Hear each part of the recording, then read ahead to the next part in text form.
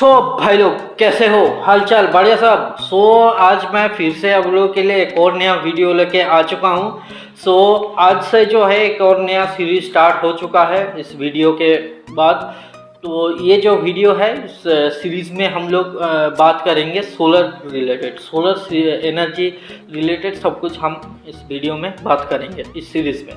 और पिछले एक महीना से जो है इस चैनल पे कोई वीडियो नहीं आ रहा था, तो वो उसका कारण जो है मैं चेन्नई गया हुआ था, थोड़ा काम था, तो पूरा जनवरी जो है वो वहीं पर ही गुजर गया, तो वीडियो नहीं आ सका। और आने के बाद जो है यहाँ पर बहुत सारा काम हुआ था घर में, जो है हमने एक किलोवाट का अपग्रेड सोलर लगाए हैं, तो वो उसका भी एक रिव्यू आएगा आने वाले वीडियो पे। तो आपको वो पूरा दिखाएंगे कि कैसे सब कुछ काम होता है, कैसे सोलर लगाया जाता है, तो उसमें जो है आने वाले वीडियो पे आपको मिलेगा। तो ये वाला जो सीरीज़ है ये आपको हर सैटरडे को मिलेगा सोलर सीरीज़, और थर्सडे को जैसे वीडियो आ रहा था वो वैसे ही आएगा आपसे। तो इस वीडियो में हम लोग जो है बात करेंगे सोलर इन्वर्टर और सोलर पीसीयू में क्या अंतर है, क्या ये दोनों सेम है या फिर दोनों अलग है, इसी के बारे में आज हम इस वीडियो में डिस्कस करेंगे। तो चलिए सबसे पहले जो है इस वीडियो को स्टार्ट करते हैं और आपको दिखाते हैं।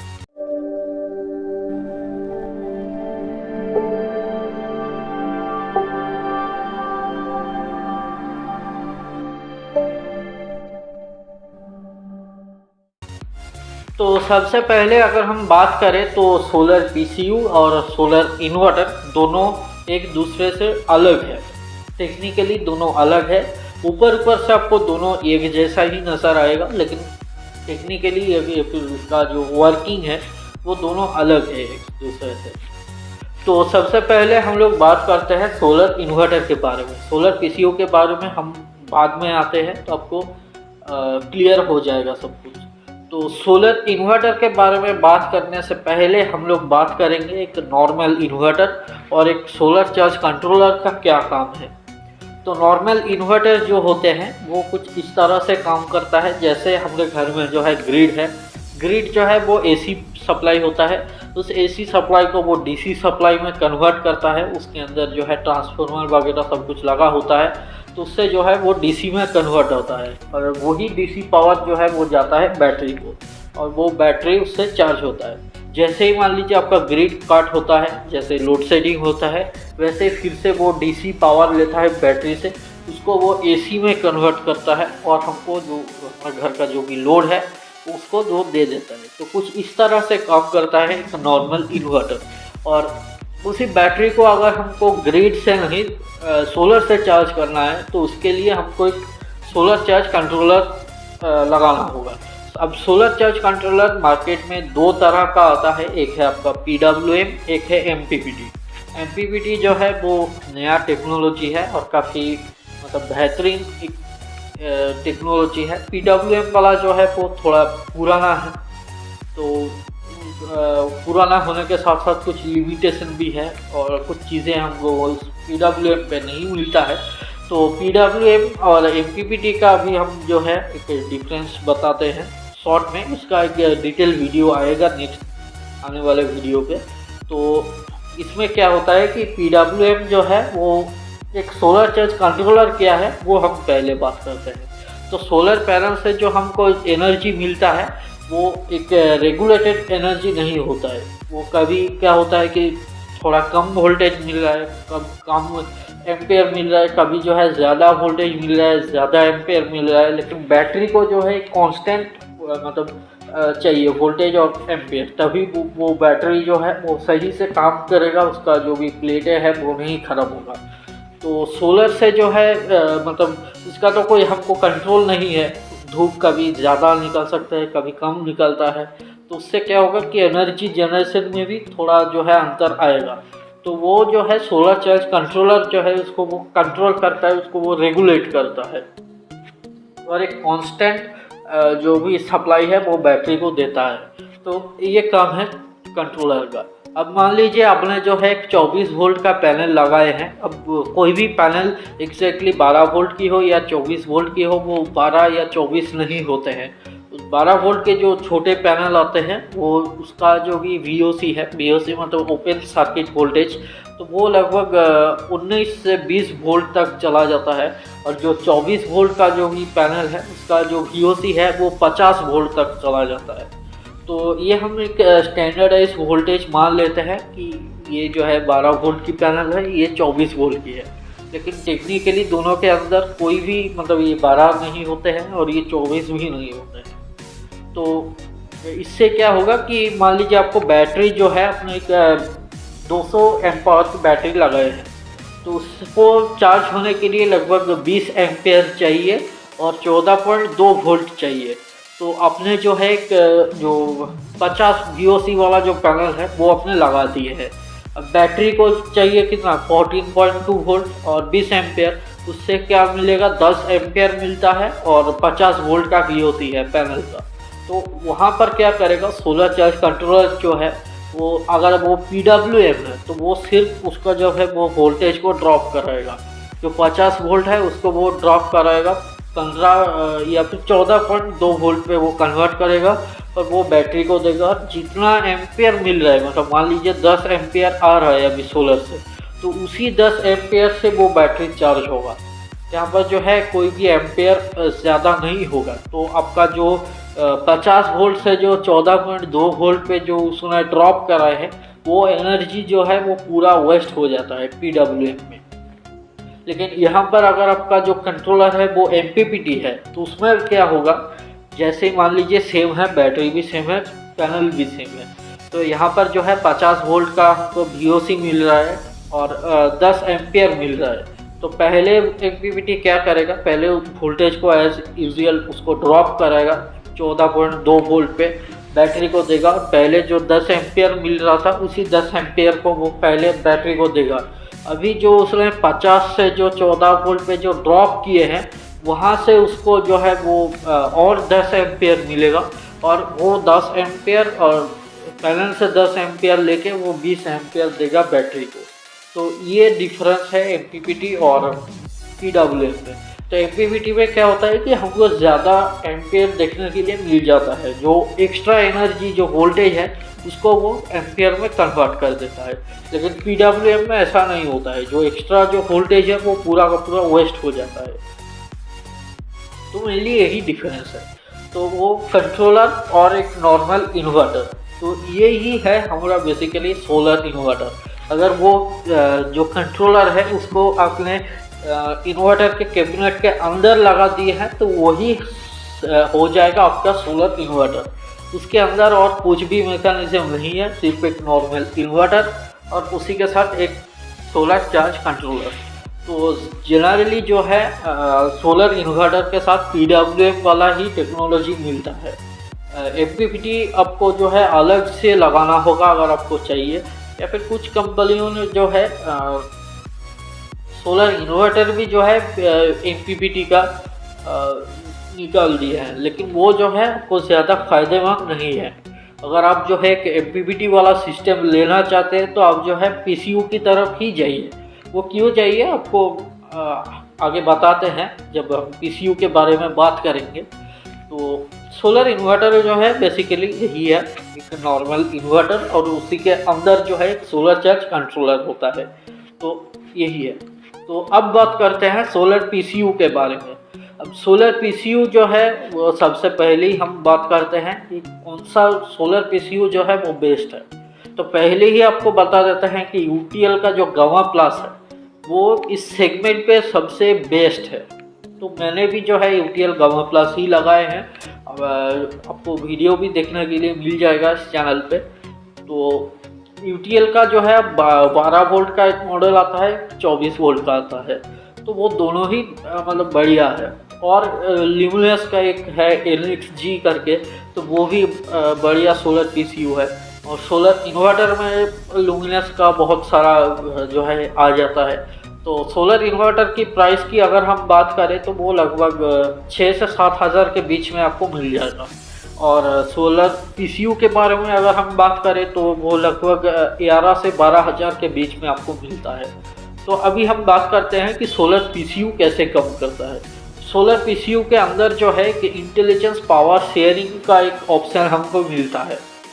तो ये भी मतलब सोलर इन्वर्टर के जैसा ही काम करता है। इसके अंदर जो है एक AC टू DC कन्वर्टर होता है, DC टू AC कन्वर्टर होता है, और उसी के साथ जो है एक MPPT कंट्रोलर होता है, और उसी के साथ एक और चीज़ होता है जो है इंटेलिजेंस पावर शेयरिंग का।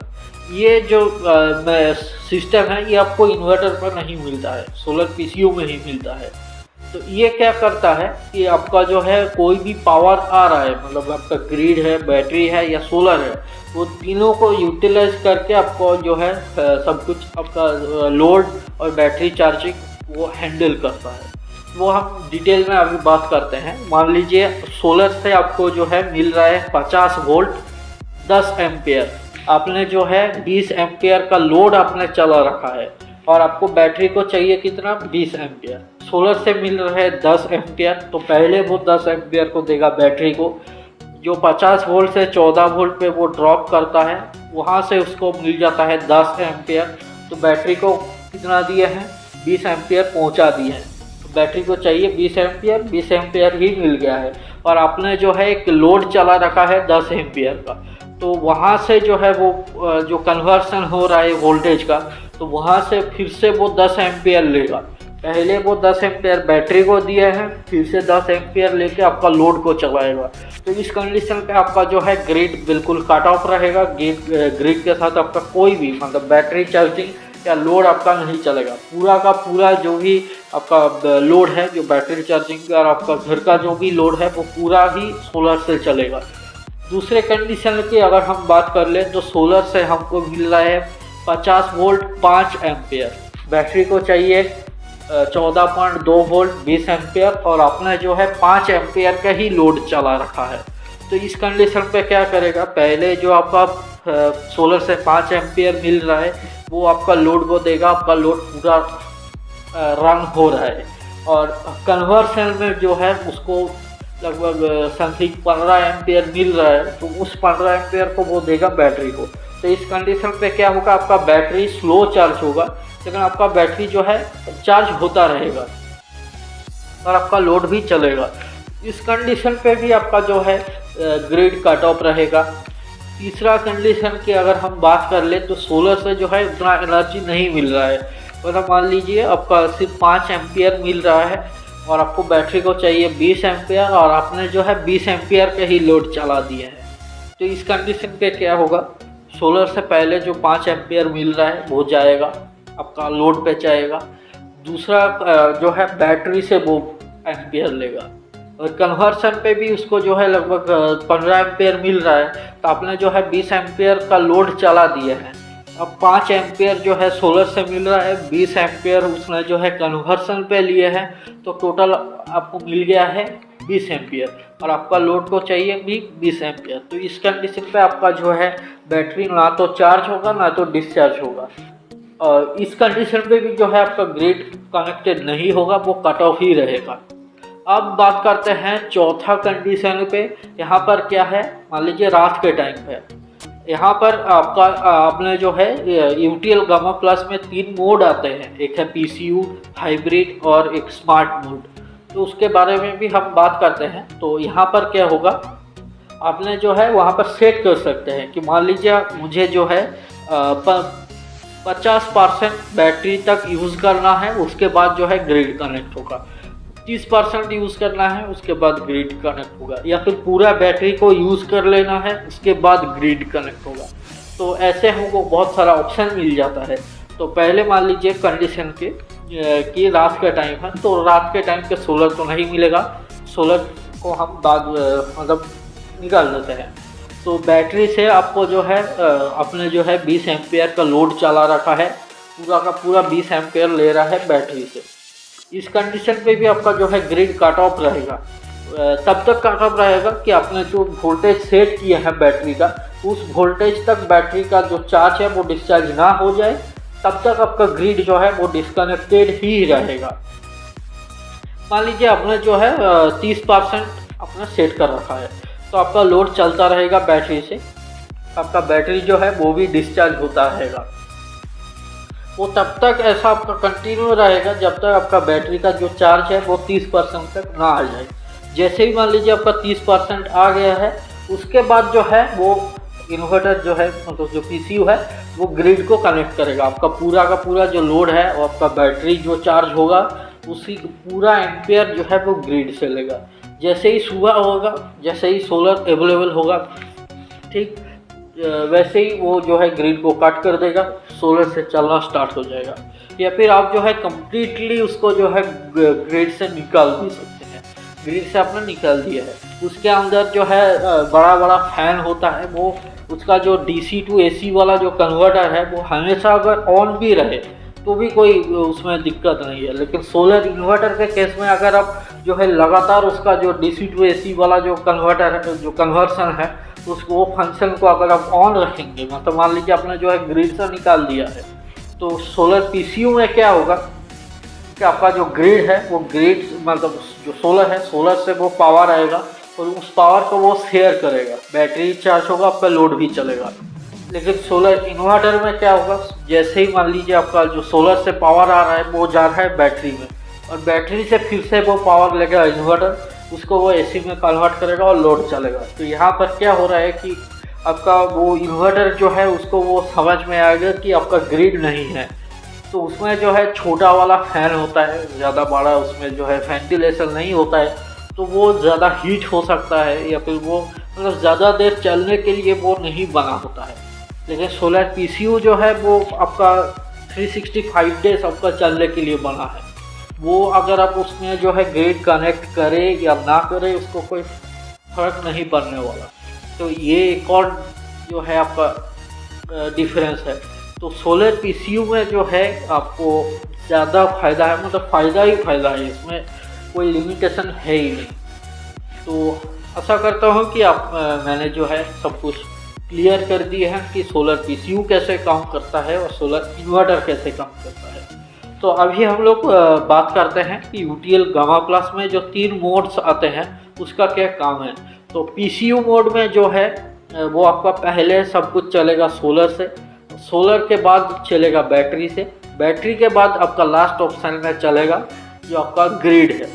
अब स्मार्ट मोड की अगर हम बात करें तो उसमें कैसे चलेगा कि पहले आपका चलेगा सोलर से, सोलर के बाद चलेगा आपका ग्रिड, ग्रिड के बाद चलेगा आपका बैटरी, और सबसे लास्ट वाला जो हाइब्रिड मोड है उसमें सबसे पहले चलेगा आपका ग्रिड, ग्रिड के बाद चलेगा सोलर, सोलर के बाद चलेगा आपका बैटरी। तो इसमें क्या है कि मान लीजिए जब सोलर से सफिशिएंट वोल्टेज मिल रहा है, तो PCU की मोड में की हम बात कर रहे हैं, तो सोलर से अगर हमको सफिशिएंट पावर मिल रहा है तो आपका बैटरी चार्जिंग और लोड पूरा का पूरा सब कुछ चलेगा सोलर से। मान लीजिए आपका सोलर से सफिशिएंट बिजली नहीं आ रहा है, उसके बाद क्या करेगा, PCU मोड में थोड़ा सा पावर लेगा बैटरी से, थोड़ा सा लेगा सोलर से, दोनों को कंबाइन करके आपका लोड को चलाएगा। और जैसे ही सोलर काट हो जाता है, पूरा का पूरा लोड चलेगा आपका बैटरी से। बैटरी जब डिस्चार्ज हो जाएगा उसी कंडीशन पे ही जो है आपका ग्रिड कनेक्ट होगा। अब बात करते हैं स्मार्ट मोड में। स्मार्ट मोड में क्या होता है, आपका जो सोलर है वो पहले सोलर चलता है। जैसे ही सोलर मान लीजिए आपका सफिशिएंट बिजली नहीं आ रहा है सोलर से, उस कंडीशन पे जो है वो ग्रिड को कनेक्ट कर देगा, और अगर ग्रिड भी नहीं है तब वो लेगा बैटरी से। तो ये मोड ज़्यादातर वहाँ पर यूज़ होता है जहाँ पर जो है बिजली ज़्यादातर कट ऑफ रहता है, लोड शेडिंग ज़्यादा आते हैं। उस कंडीशन पे आपको जो है स्मार्ट मोड यूज़ करना है कि इसमें जो है आपका बैटरी जो है सेव रहेगा, बैटरी का जो एनर्जी है वो सेव रहेगा उस कंडीशन पे यूज़ होने के लिए। और PCU मोड जहाँ पर यूज़ होता है वो आपका, अगर मान लीजिए आपका जो है ग्रिड 2400 घंटे अवेलेबल होता है और आपने जो है बिजली का बिल कम करना है, तो उस कंडीशन पर जो है आप PCU को यूज़ कर सकते हैं। PCU मोड में स्मार्ट मोड आपको बता दिए हैं कि बैटरी आपका सेव रहेगा। और हम बात करते हैं हाइब्रिड मोड। हाइब्रिड मोड उस जगह पर ज़्यादा यूज़ होता है जहाँ पर मान लीजिए कि आपका धूप नहीं है, सोलर ज़्यादा काम नहीं करता है। मान लीजिए बारिश का टाइम है या फिर कुछ विंटर सीजन है, तो उस टाइम पे क्या होगा कि सोलर इतना अवेलेबल नहीं होता है, तो उस कंडीशन पे आपका जो है बैटरी चार्ज होगा, आपका लोड पूरा का पूरा सब कुछ, मतलब प्रायोरिटी ग्रिड को दिया जाता है हाइब्रिड मोड में। तो बेसिकली यही है इसका 3 मोड और सोलर इन्वर्टर और सोलर पीसीयू का डिफरेंस। तो चलिए भाई लोग, ये जो वीडियो है ये यहीं तक ही है। आपको ये वीडियो कैसा लगा नीचे कमेंट पे ज़रूर बताना। तो फिर मिलते हैं किसी दूसरे वीडियो पे, और आने वाला जो भी वीडियो है वो आपको हर सैटरडे सोलर रिलेटेड मिलता रहेगा। तो फिर मिलता है दूसरे वीडियो पे। So till then, bye bye.